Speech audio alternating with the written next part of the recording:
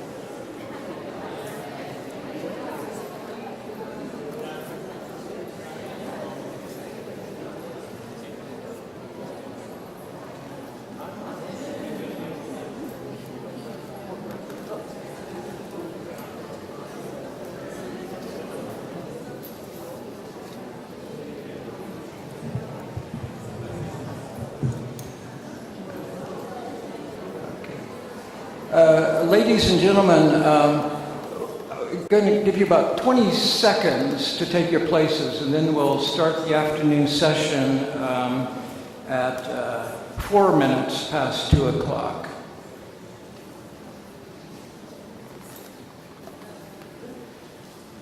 And the 20 seconds are gone. My name is Paul Needham, the Scheide librarian at Princeton University, and I'm going to introduce the talks of 3 colleagues who are also good friends of mine. We will start with Eric White, now my colleague at Princeton University Library, but I've known much longer than that, and really have to mention the recent publication of his book on the history of the Gutenberg Bible based on the individual copies, Editio Princeps, which is extremely readable, extremely well illustrated, new information on the history of essentially every single copy. And it is the kind of book that I would say if any library in the world wants to have one book about the Gutenberg Bible or the earliest years of printing, this is the one book to buy. And so its sales ought to be substantial, and I think will be. So Eric is going to speak on patterns of non-survival among the earliest Mainz editions. Thank you, Paul, and thank you, Christina, and all of our wonderful hosts for having us here today. The principal goal of my book, Editio Princeps, A History of the Gutenberg Bible, was to learn as much as possible about the original distribution, early use, and subsequent survival of Europe's first substantial typographic book. Particularly useful insights came from renewed scrutiny of the dozens of surviving specimens of binding waste made from the Gutenberg Bibles.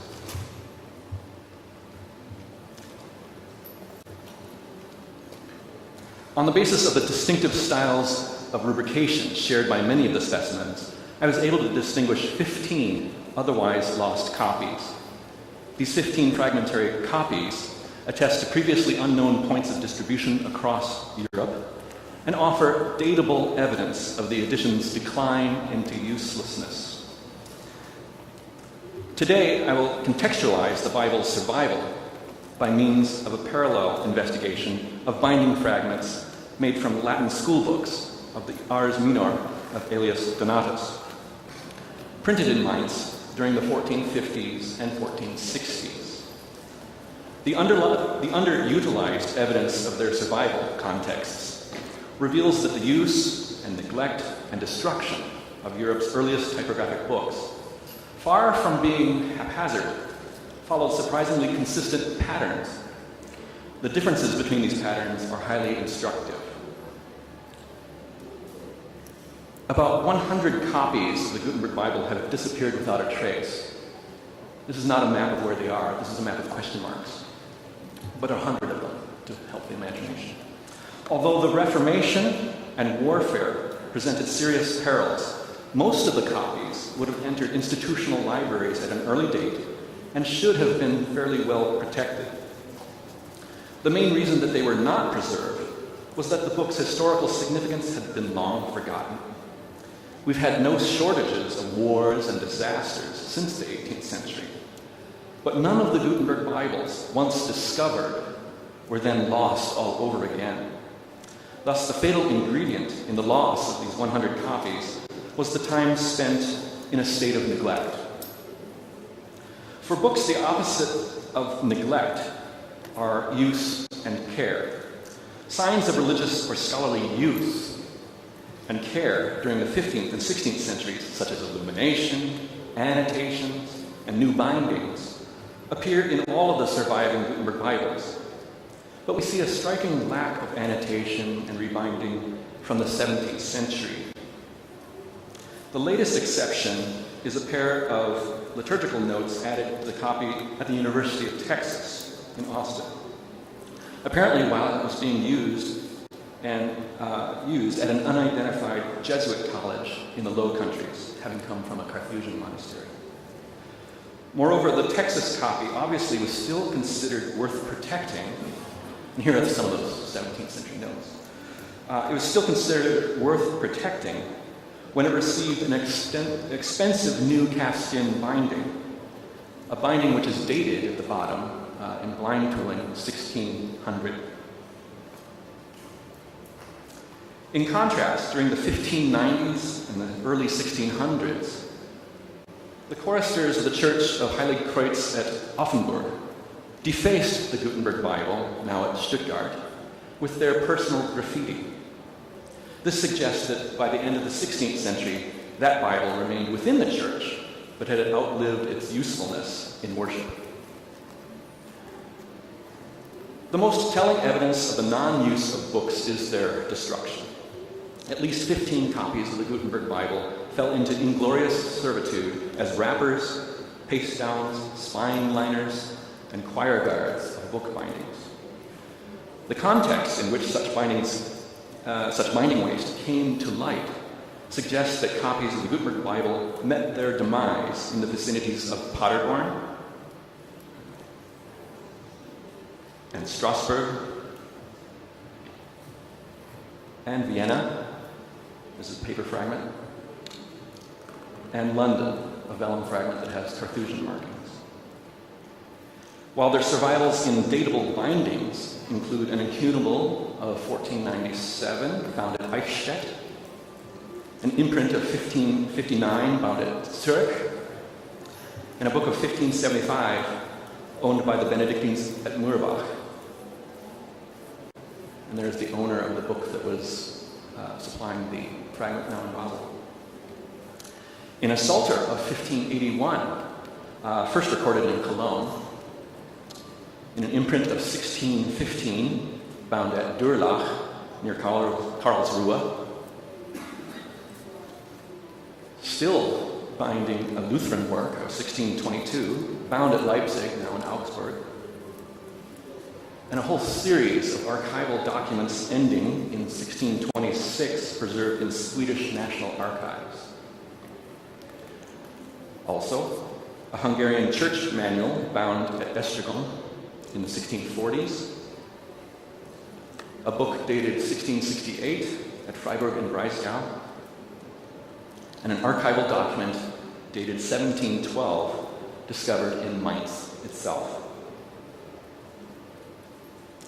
A final lost copy is represented by the beautifully illuminated bifolium over there at the Museo Correr here in Venice, purchased by Emanuele Antonio Cicogna around 1859 from the Leipzig bookseller Theodor Oswald Weigel.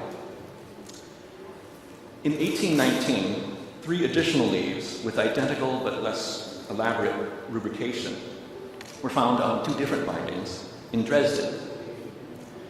Crucial context for the demise of this same copy is provided by a recently discovered fragment now in Princeton, which survives in situ as a binding, serving as the cover of the Erneuerte und Verbesserte Landes- und Prozessordnung für Sachsen-Anhalt, a quarto printed at Köthen in 1666. There's the title page. Its owner inscribed the title page. This was the noted jurist Adam Cortreus, who earned his doctorate at Jena in 1666, long resided at Halle, and died at Magdeburg in 1706.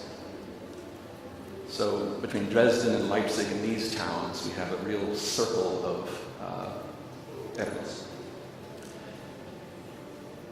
So these are the locations of the Gutenberg Bibles that survive as binding waste. Just as the localizations of fragments offer important evidence for the edition's initial dissemination, the publication dates of their host volumes offer termini postquem for the Bible's use as binding waste. Although the Bible may well have been cut apart somewhat earlier, and obviously a book may be bound long after its publication, the clustering of the datable bindings offers a clear indication of when the Bible's value finally reached its nadir. The termini postquem of the Gutenberg Bibles that are now binding fragments range from 1497 to 1712, whereas the early outlier, the 1497 Incunabula, probably is a much later rebinding, and the date 1712 is surprisingly late. The 9 other contexts are datable between 1559 and 1668.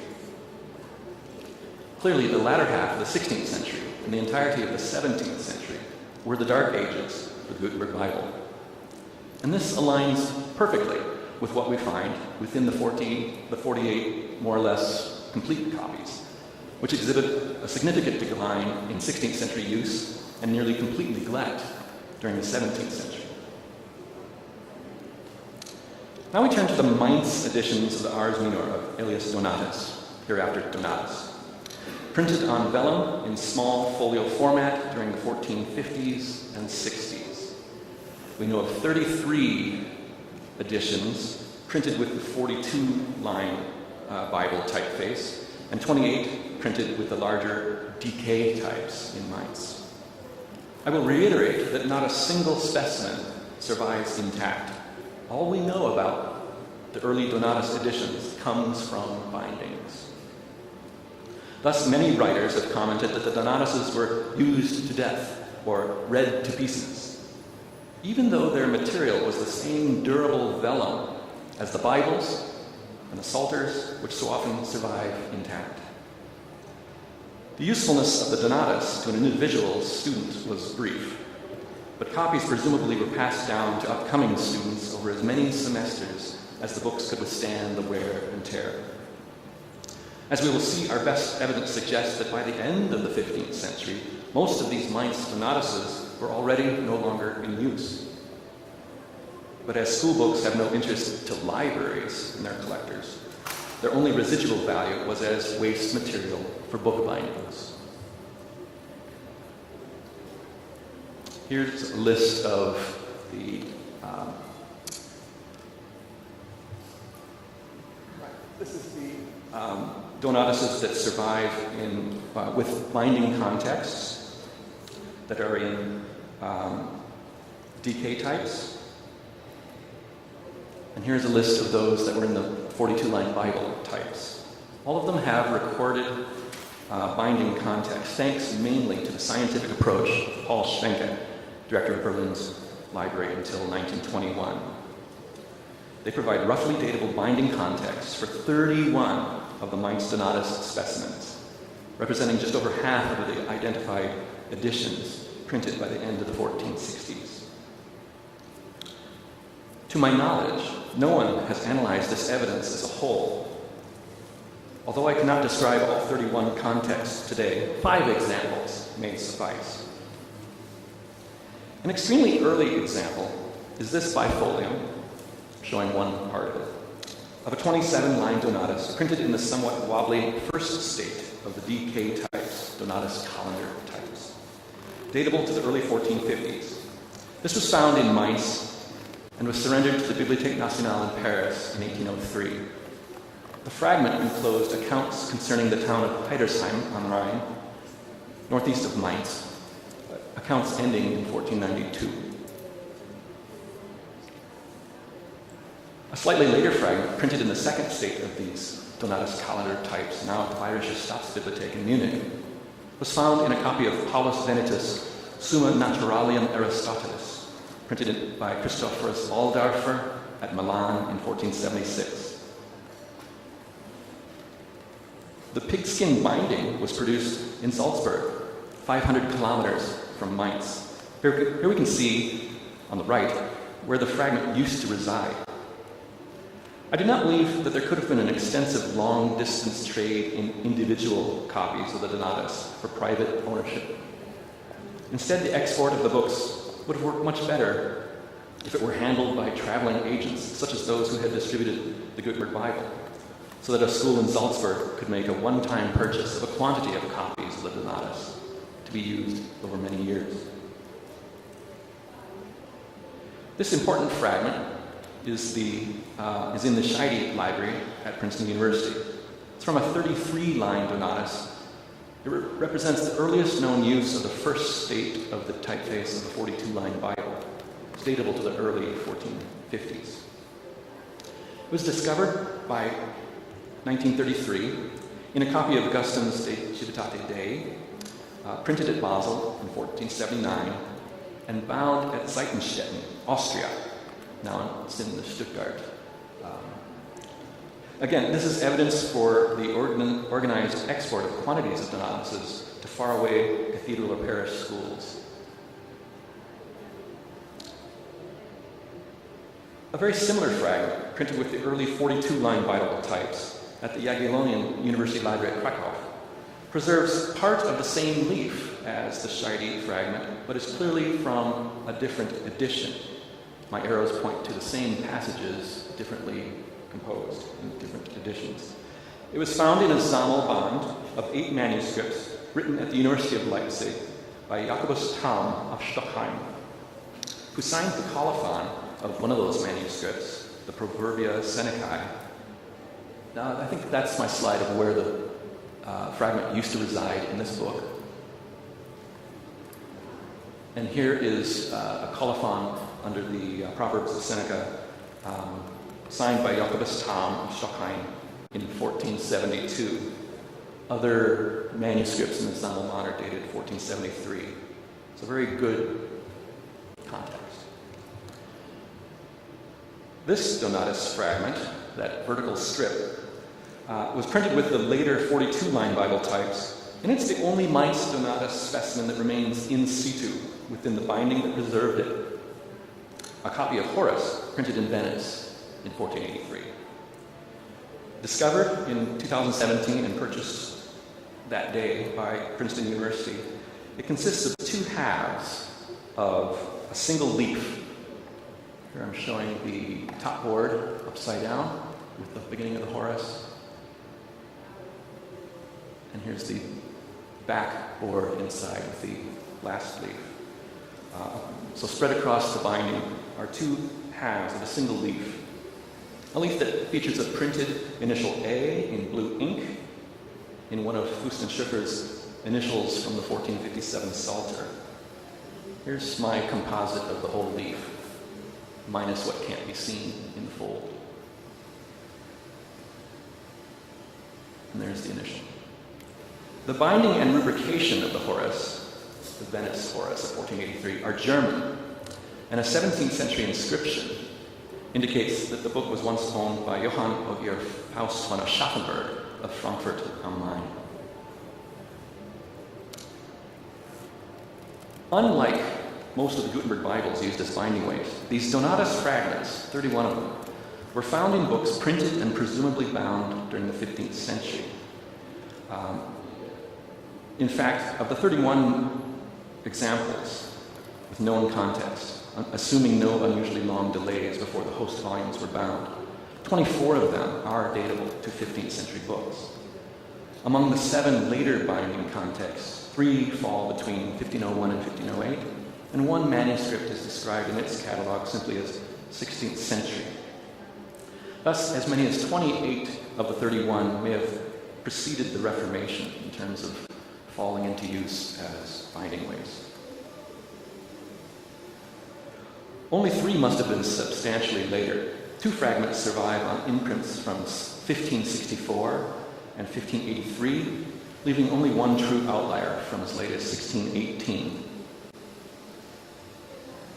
This is compelling evidence that whereas the Gutenberg Bibles, on average, were used for a century and a half before they were discarded or forgotten, the Donatuses were able to last only an average of about 40 years. We might have guessed this was true, but now we have the evidence. The 31 datable Donatus survivals provide valuable geographical context. They ranged mainly from the Rhine River Valley eastward across the Holy Roman Empire, but no further. I'll try to get a close-up of that. Aside from 2 fragments found in Trier, none was found west of the Rhine, and aside from the possible exception of Strasbourg, the absence of examples in France and the Low Countries is striking. There you can see how they have distributed themselves. So we see a similar eastward flow in the survival of binding waste from the Gutenberg Bibles, which I'll overlay here. Now, whether this is truly a reflection of the original patterns of dissemination, or rather quirks of survival, or perhaps an unsuspected characteristic of binding practices outside of Germany, will require much further research. I will conclude with the urgent plea that any early printed binding waste that comes to light will be left in situ, that its context will be fully recorded, and that the specimen will be incorporated not only into the study of typography, but also into the larger study of book history as human history. Thank you very much.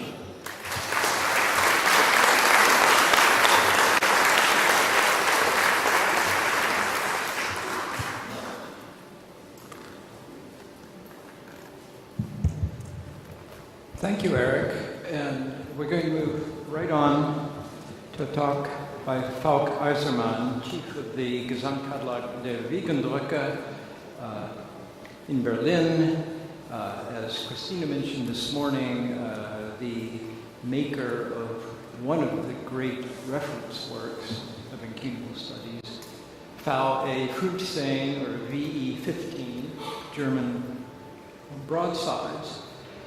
And there's so much material in that book that a preliminary little section of it, of incunable broadsides not counted because they're not German, is one that I've returned to over and over again, and I've annotated and I've highlighted different colors for different cities. And so, even by saying I didn't describe these, he created an extremely useful mini reference work in its own right. Well, I will just give you the beginning of Falk's talk. Did you mean incurable? Thanks, Paul. Dear colleagues, ladies and gentlemen, dear friends, it is one of the main tasks of the GW to search for undescribed 15th century editions and for unrecorded copies of Incunabula. The search by our Berlin team is carried out continuously and as systematically as possible and on an international scale. The results are being presented in the published GW volumes. They are still there, and in the database, and our aim, though eternally unattainable, I'm afraid, is to provide references to all known copies of 15th century books and broadsides, preserved copies, as well as lost, missing, fragmentary, or for whatever reason, suspicious copies. This task is traditionally addressed by examining printed bibliographies, collection catalogs, scholarly articles, short title lists, etc. It is not only time-consuming, but more often than one would think, also quite complicated. The GW database currently lists about 440,000 copies, institutional copies that is, but many of its entries are still slightly incomplete because not all available copy information has yet been properly processed. Only recently we became aware that there are scores of copies and quite a lot of other data relevant to Incunabula bibliography that had escaped our attention, everybody's attention mainly, basically. That is due to the fact that without much ceremony, the internet has taken over certain reference functions, and online sources of various description now provide exclusive or additional information, mostly on hitherto undocumented copies in Incunabula holding institutions, sometimes in altogether unknown editions. Well, obviously this must be a point of interest for an enterprise called Gesamtkatalog der Wiegendruke, with an emphasis on Gesamt, so complete. In my brief overview, I'll show you a number of recent findings from the World Wide Web, and I close with some, half-frustrated ramblings regarding its volatility. Services such as OPACs and discovery systems have by now become indispensable tools for Incunabula cataloging, even though when you type in incunable, some still ask back, did you mean incurable? Even our own discovery system at the Berlin State Library, as you can see. Online catalogs of many academic libraries, for example in the United States, major and minor ones have disclosed remarkable numbers of copies neither mentioned by Goff nor listed in ISDC or GW in recent years. And the same is true for French municipal collections such as the Bibliothèque de Ville at Colmar. Once you've managed to apply the appropriate retrieval strategies, their OPAC will spit out hundreds of Incunabula copies, often with detailed copy descriptions that are still missing from the major bibliographies. But OPACs, of course, can be handled if one is patient and stubborn enough, and if there is an OPAC. My subject today are three more complicated digital services providing data on a considerable amount of unknown 15th century books and broadsides. Unfortunately, these digital services have a tendency to be as volatile, unruly, and ephemeral as the printed items themselves sometimes are. These resources are first, social media, B, digitization programs, and third, archival databases.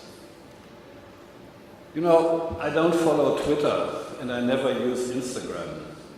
But even I recently noticed that both on Instagram and on Twitter, you can find scattered information, sometimes not so scattered, but very concentrated, about Incunabula, which sometimes even turns out to be valuable. For instance, not too long ago, the Philadelphia Museum of Art announced its until then unknown copy of this Boccaccio Genealogia Deorum edition printed by Torresanus. And very similar, on Twitter, the Catalan Art Museum asked its surprised followers, did you know that we have books from the 15th century in our library? Well, I answer, no, we didn't. We didn't even know that these two museums actually have Incunabula, so they're new to the big family, so to speak. These and other findings stimulated a more comprehensive search from our side. Within a very short span of time, this search produced, among other things, a copy of Sebastian Brandt's 1498 Varia Carmina at Antwerp, uncatalogued since its acquisition in 1993. Then, we're going back in time, a Nuremberg Chronicle copy at the New Hampshire State Library donated in 1962, but unnoticed by Goff or anybody else. And finally, the prize goes to the British Library again, a tweet from them announcing rare Dutch modus legendi abreviaturas that had been lurking in the collection, as they say, since 1823. No longer lurking for this copy. Of course, such findings today are ideal topics for institutional self-representation and for entertaining their followers. And I may just add that it would be pretty appreciated if these findings were also announced to the major parties that are interested, databases and cataloging project, but that rarely happens.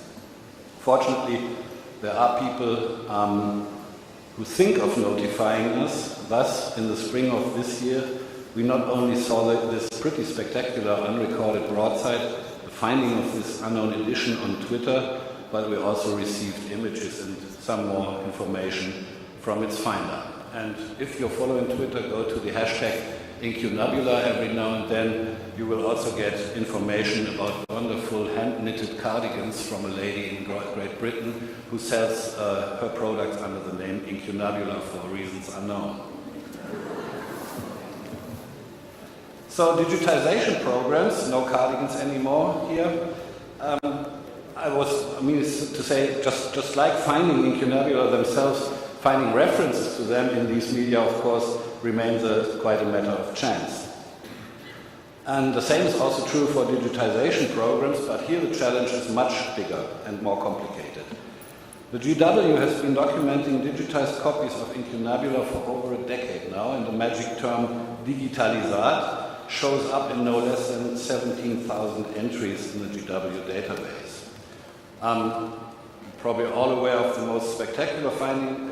Exactly a year ago, Oliver Dunze from the GW discovered no less than 11 Venetian Incunabula in a Marciana Sammelband by way of not leaving his desk actually and coming here, but looking at Edit 16 and the Internet Culturale. And the story is disclosed in an entry on our blog, which I can refer you to. It's called Almost a Dozen at One Fell Swoop, and if you Google that, you'll be direct there.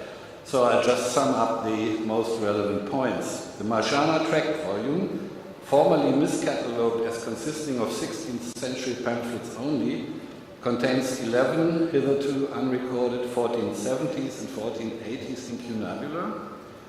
2 of them, all in the vernacular. 2 of them were written by hitherto unknown authors, and 5 of them were printed by the Berettin Convento Press, increasing this press's known output by almost 40%. The volume also documents the presence of an ephemeral literary genre, and we have gotten this suggestion from Paul, for which we're very grateful, a genre which has until now not been known or not been properly described as existing in the Venetian book culture, and is represented almost exclusively by these undated and unlocalized Italian booklets. Mostly, however, our findings are admittedly not as exciting as this one, and most of the new material showing up in digitized collections consists of fragments. Sometimes, though, these represent material not recorded anywhere else, too. The University Library at College Park, Maryland, owns a box of 36 Incunabula fragments acquired from H.P. Krauss almost 50 years ago. In 2015, our Dartmouth College friend Rich Kramer came across these images of what the MUL website described as unidentified fragments or unidentified proof sheets, and alerted us to their existence. An analysis of the leaves indicated that here are at least 2 remarkable items among them. The first being a registrum for Eggestein's second Bible, GW 4208, the existence of which had been announced in a book advertisement accompanying the Bible's publication, but hadn't been known and thus seems to survive in only this copy at College Park. The second is an unrecorded broadside printed by the elder Johann Zeiner at Ulm, featuring the 1479 municipal regulation.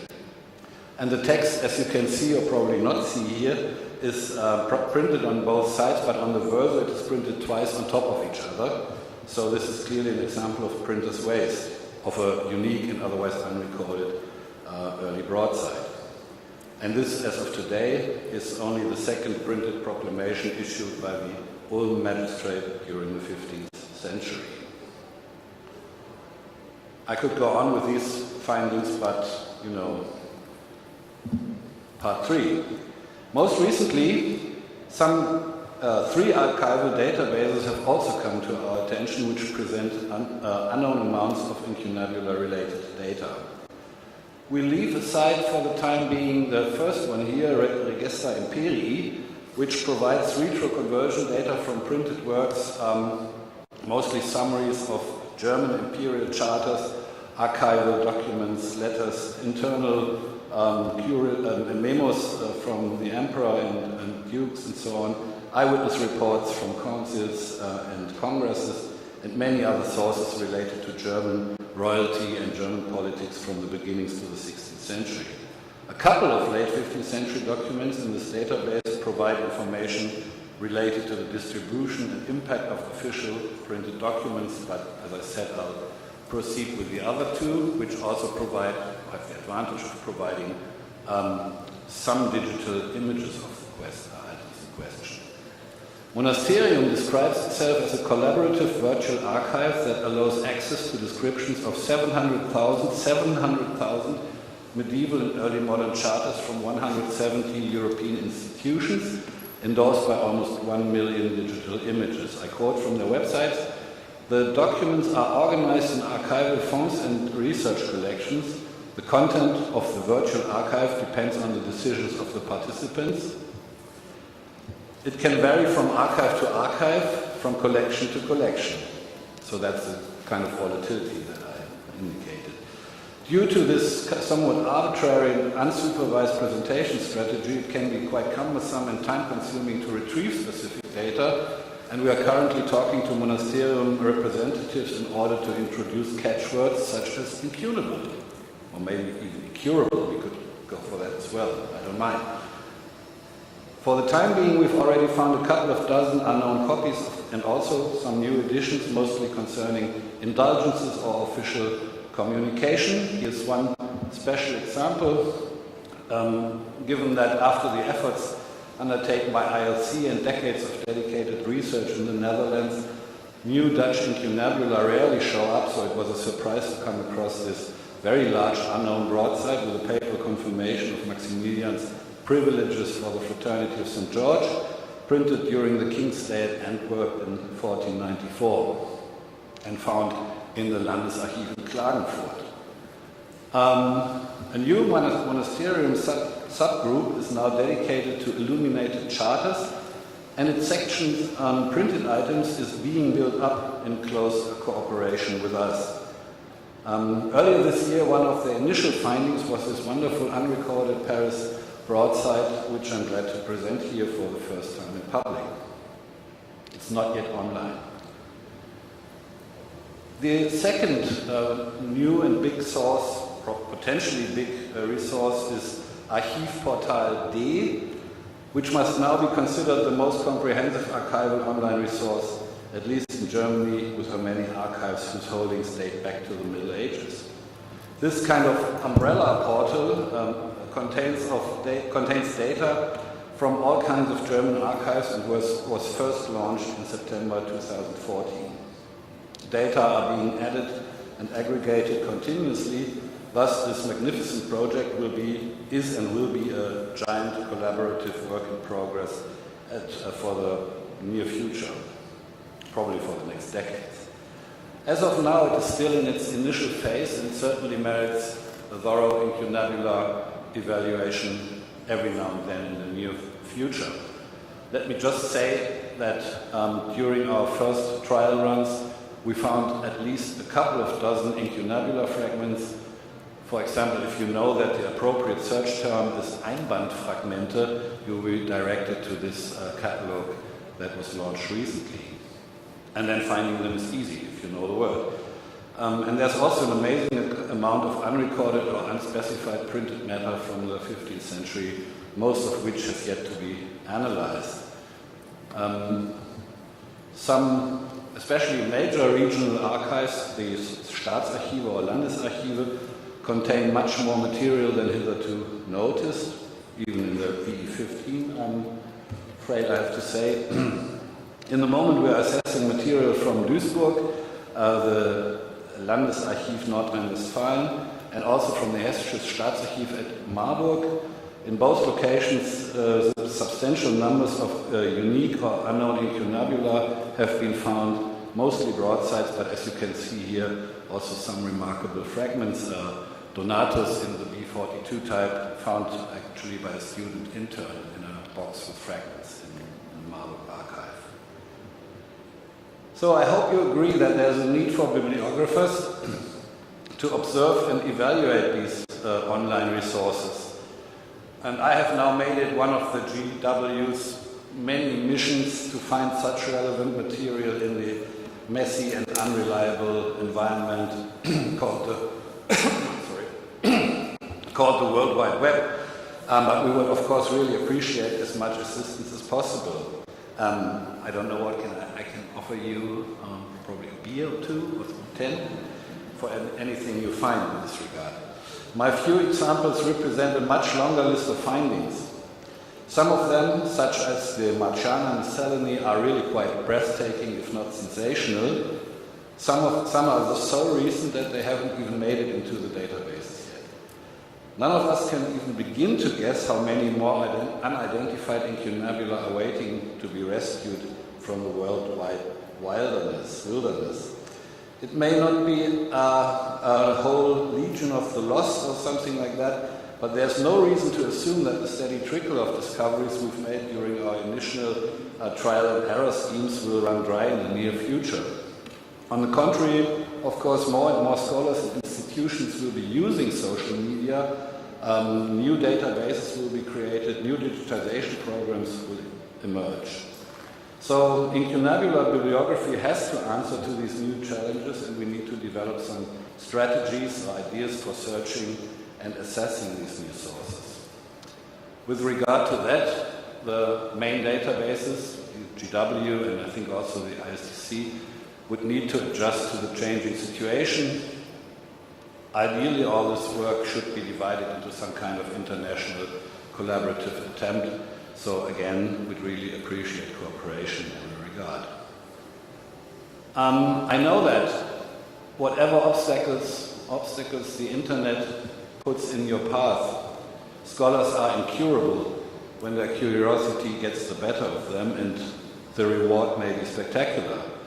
Just look at what turned up about 2 months ago in Archivportal D.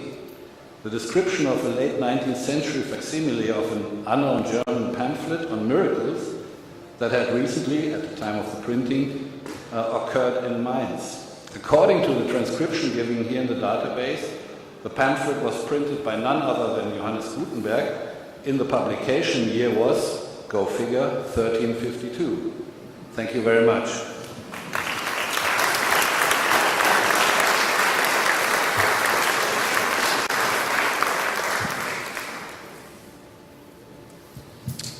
Thank you, Falk.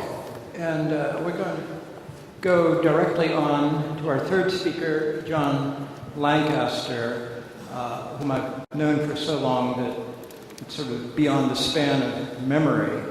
And he's been active in the book world in America for many decades. He and his wife, Ruth Mortimer, were exemplary editors of the papers of Bibliographical Society of America. And John also brought to publication the massive project begun by Keith Maslin on publishing the Bowyer ledgers, the 18th century records of an English printer, which is the biggest substantial group of original printing records for that period. John keeps more than busy in what could be called requirement as USA MEI Editor, and he will speak just about that, bringing American collections into MEI, M-E-I. Thank you, Paul, and thanks also to Christina and her team and to all of the American librarians with whom I've been pleased and grateful to work with. I'm a little bemused to be sharing a program with Eric, Falk, and Paul, beside whom I'm very much a novice in this area. As it happens, they are the three people from whom, over the course of the past 10 years, I've learned more about Incunabula than from any other source, except, of course, from the books themselves.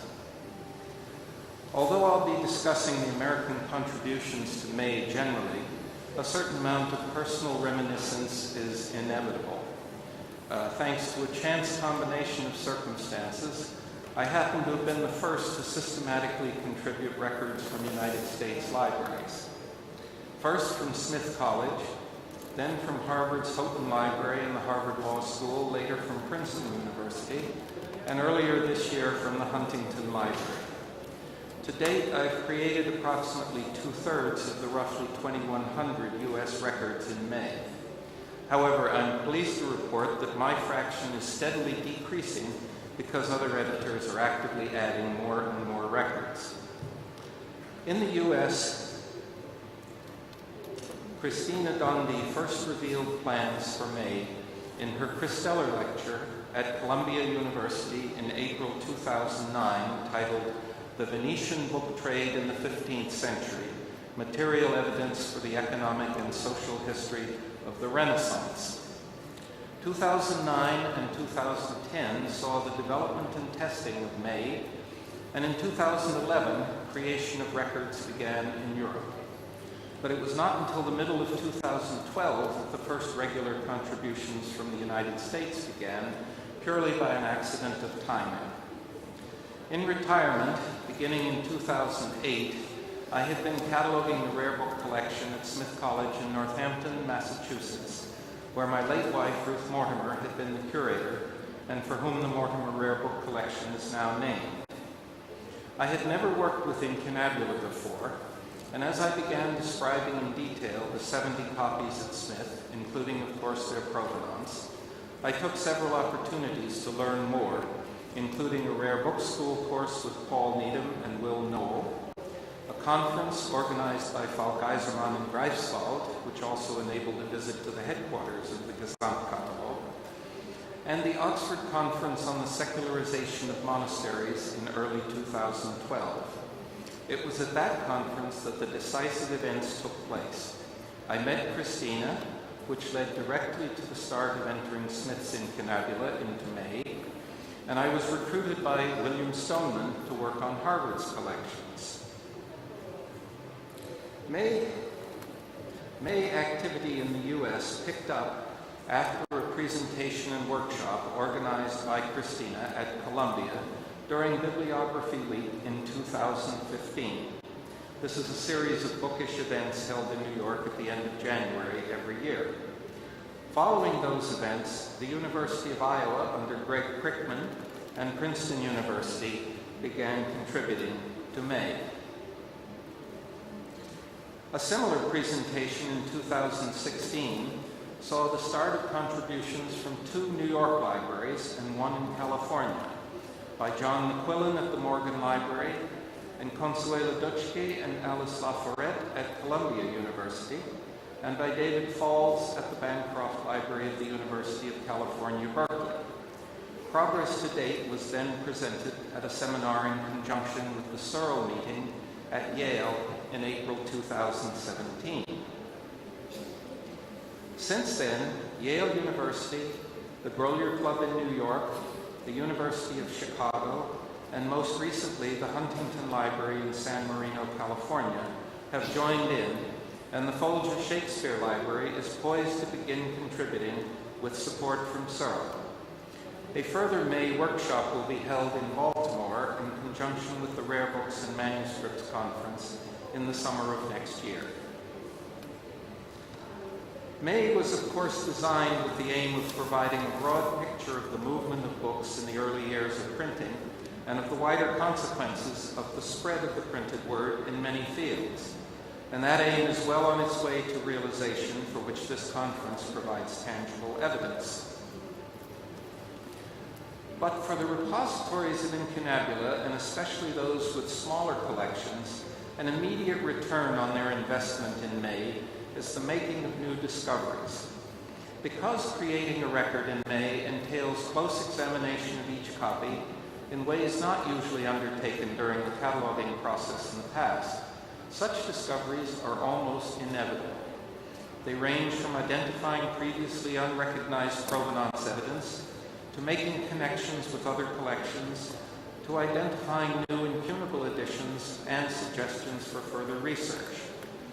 Even the Smith College collection, numbering just 70 copies, contains one unicum, not an unknown edition, but a previous unidentified variant, probably documenting a separate issue. The Smith copy of Antonius de Raimundia, Libellus contra Beneficiorum Reservationes, printed in Paris by Guy Marchand about 1498, has what appears to be a cancelled title leaf with the device of Jean Petit. All others have Marchand's device. The verso of the title leaf has been previously recorded either as blank or as having a woodcut illustration. But in the Smith copy, there is a blind impression of the illustration with a faint inking of the right border.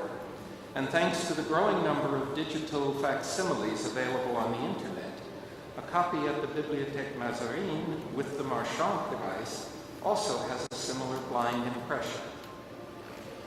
I had trained as a cataloger under James Walsh, whose monumental catalogue of the Harvard 15th century books is well known, but I had never worked with Incunabula because Jim reserved those books to himself.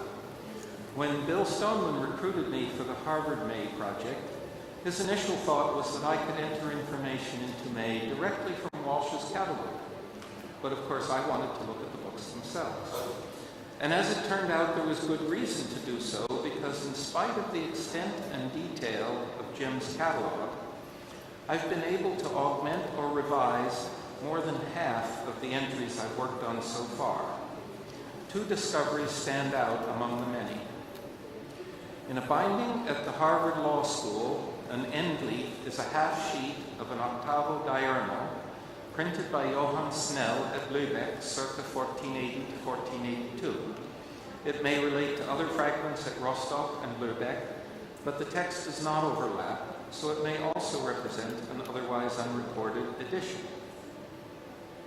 And the Houghton Library copy of Volume 1 of the works of Thomas Aquinas, printed by Michael Wenzer at Basel in 1486, was found to be the mate of a copy of Volume 2 at Würzburg. My discoveries at Princeton have not been quite as exciting, though those of Eric White have been much more so.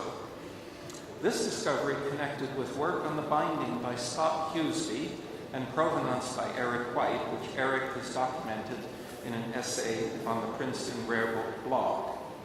I was able to identify the addition of another bit of printed waste in a binding as that printed by Johann Scheffler in Ulm in 1500, of the Doctrinale of Alexander de Villadej, of which otherwise only a single incomplete copy at the Bayerische Staatsbibliothek is known. Scott Hughesby's database of bindings on Incunabula in a number of American collections is now available in its entirety on the Princeton website. Time does not permit an extensive discussion of this unusual discovery at the Huntington. Suffice to say that responses to a query on the invaluable discussion list Provenience revealed that the elaborate arms are a complete fake, as is Herr Barfuß, created about a century after the purported date of the inscription. Well, exploring the interest of individual copies is great fun and not irrelevant to consideration of the future of MEI in the U.S., but let us return to the broader focus of MEI and how we might encourage and facilitate further contributions to MEI from a wide range of U.S. libraries. The comments that follow owe much to conversations with curators and administrators, notably Steve Ferguson, Claudia Funke, Greg Crickman, Bill Stoneman, and Steve Tabor. Quickly, an overview of the Incunabula holdings in the United States. there is a total of at least 53,000 incunabula copies in U.S. libraries. About 60% of them are held by just 15 libraries. Expanding that to about 85 locations covers 90% of U.S. holdings. Viewing the situation from another angle, there are about 500,000 copies recorded by the Gesamtkatalog. A little less than 10% of those are already in MEI, and of those only about 2,000 copies, about half of 1%, are in U.S. libraries, which hold a little more than 10% of the total number of incunable copies. I believe the way forward will have to be through collaboration. It might be possible for some collections to proceed independently, as the current contributors have already been doing since there was no other option up to now, but they too would certainly benefit from connection to a broader enterprise. Motivation will be of key importance, not for the librarians and scholars working with the books, but for the administrators, even if in some cases they are also librarians and scholars. It's true that an institution's standing will be enhanced as their holdings become better known to the international scholarly community, but that's probably not sufficient to convince many funding sources, whether for large or small collections of incunabula. We will need to demonstrate that the process of contributing to MEI will also pay local dividends. There's a body of evidence already from the findings at Harvard and Princeton, as well as in the smaller collections at Smith College and at the University of Iowa, about which you'll hear more tomorrow from Greg Brickman. The pilot project at the Huntington Library earlier this year was of particular interest because it was conducted in close collaboration with the rare book catalogers. And we can add one technical aspect that the catalogers administration and administrators at all the libraries I've worked with have commented on, namely the need for a more efficiently designed entry form for MEI records. It's possible that one of the larger collections might find it worthwhile to create a local entity of some sort, perhaps with a focus on 15th century studies, in which the incunable collection would play a major role. But more likely, US MEI, my name for an organization created to stimulate further contributions to MEI, will be the product of collaboration among several institutions who can band together to secure grant funding. Whatever form US MEI might take, it will have to take the initiative to reach out to other, mostly smaller collections, as well as supporting the work of the founding institutions. It will have to provide various forms of assistance, including documentation, some level of training and on-site visits, in some cases working alongside the local editors to create records, offering assistance via the internet and by email, both in the mechanics of record creation and in the identification of provenance from photographs. The cost to other institutions must be modest at most. And there need not be a single location for US MEI. It could and perhaps should be a distributed enterprise with regional centers. A large permanent staff would not be needed, but rather a network of consulting editors. In my wildest fantasies, I envisioned flying squads of editors roaming the country to visit any institution with incunabula. I'm happy to report that Christina recently informed me that the first steps toward US MEI are already being taken. There are plans for developing a core project, a collaboration among the 15th Century Book Trade Project at Oxford, Searle, and a group of American libraries that will support contribution to MEI throughout the U.S. We can all look forward to building on the foundation laid over the past several years and welcoming many more libraries, large and small, into MEI. Thank you.